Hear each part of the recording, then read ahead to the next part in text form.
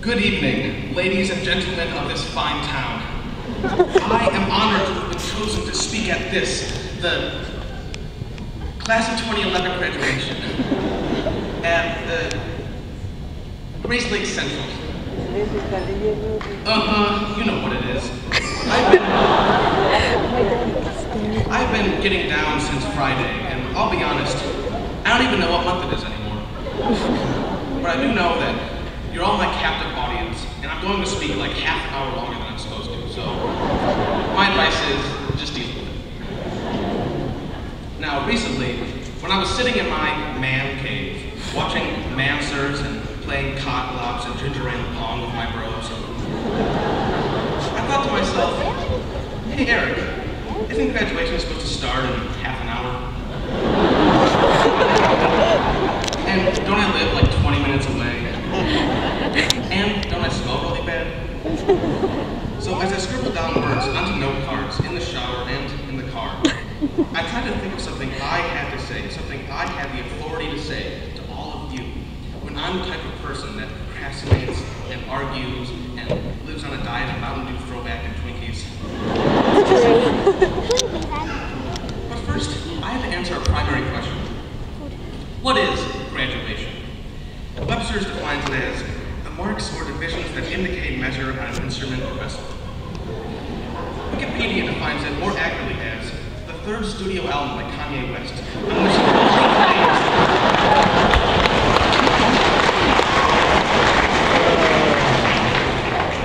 on which he boldly claims, good morning, and look at the Valedictorian, scared of the future while I hop in the DeLorean. Some people graduate, but I'm still stupid. And you know what? Easy to spot on, because school is not the only part of growing up.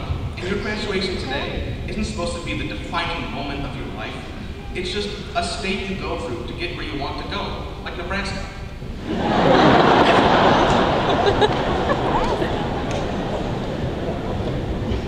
No, I'm not being an existentialist and saying, well, what does it matter? We're all gonna die and everything's meaningless. Of course, education is one of the most important parts of life. And our teachers have worked hard to help us learn and grow like trees. But, well, I like to quote my grandma, who once told me, knowing is half the battle. The other half is the Kaiser's army. So Uncle Sam is you fighting the Great War. She was from a different era. But her first point is absolutely true. You can learn a lot in school, but it matters just as much how you use it, and learning how to live by yourself, live for yourself, lose yourself in the music. And, well, I wish every one of you could come up here and pick up, along with your diploma, a copy of my super biography, Eric Donahue's Life and How to Have One is Awesome cassette. That's just not feasible, because I was printing them out on the school's copiers, and they were all running really low on toner. So, in this modern age, where we have a keyboard cap in the palm of our hands, and a member of the Eagles representing us in Congress, where do you pick up on the other 50% of life? Well, as your co-valedictorian and self-proclaimed Newbery Medal-winning children's author, I realized as I turned on Lake Street today that I really do have something to say. Now, I, like many of you, started high school when I was younger, but also when I was kind of drifting through life, not sure what I wanted to do. So and weird. That's what stinks about growing up. You can't just go, Mom, what should I be passionate about? And some of us have found what we want to do. But for a lot of us, it's a struggle every day. Different parts of our mind playing gears of war. Do I focus on money or self-expression or fun or what I'm good at or having attractive singles in my zip code? Or do I forsake all that and buy an old school bus and convert it into a party bus and drive around America having crazy adventures? These big ideas tug at us and pull us down into the mud, and we forget what happens along the way. So we can be selfish and spoiled and ignorant and reckless and hateful, just as much as, and sometimes more than, we can be helpful and creative and productive.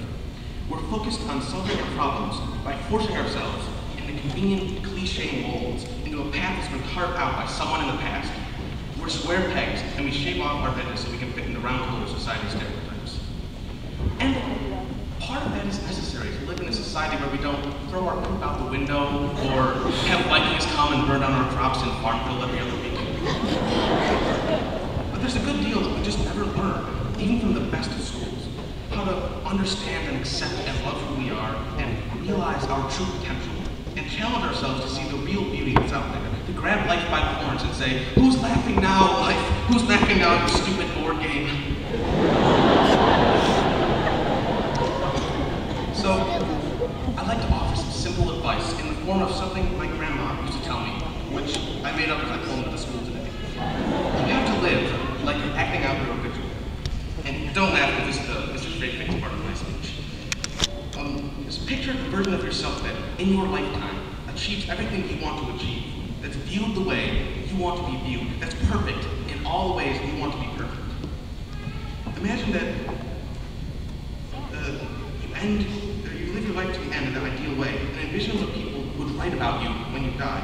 Imagine that they might summarize your life in a way that, if you read it right now, would make you go, man, I turned out to be such a bygone. Think about what they could say, about what you want them to be able to say, and live like they're making that a reality. And that's all the insight I have. I mean, we've learned a lot in the last 4 years, like how to bring cans of regular soda to the lunchroom and sell it for a healthy profit, or how to give out scholarships, or how to have a senior bond club, or how to hide thousands of snakes in the field house on a Saturday night.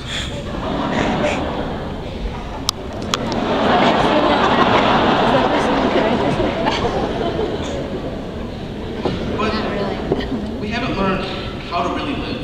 And whether or not you take my sanguineous advice, just remember that you always have to keep your mind open and be honest with yourself about who you are and what you want out of life. Because life is a highway. And as my grandma would say, you're never done learning while the kitchen's burning, which is worth 2 gift stones in the glass bush. Or, as Benjamin Franklin so eloquently put it, stake a little pony boy. Thank you, and have a wonderful graduation.